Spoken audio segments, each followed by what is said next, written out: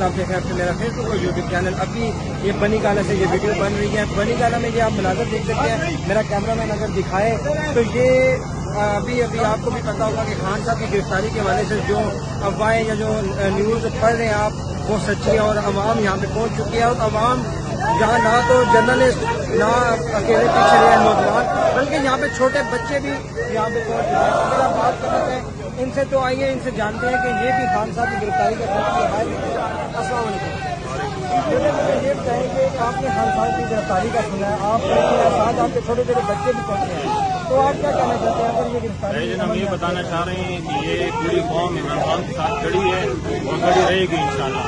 اور یہ فاسد حکومت سے تنگ آ چکی ہے, ان کو جانا چاہیے اور الیکشن ان کو کروانے چاہیے.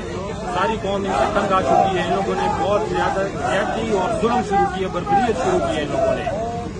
تو اگر ان کے پاس احساس ہو, تھوڑی بہت بھی احساس ہونا, تو یہ سمجھ جائیں گے, عوام کا رد عمل سمجھ جائیں گے.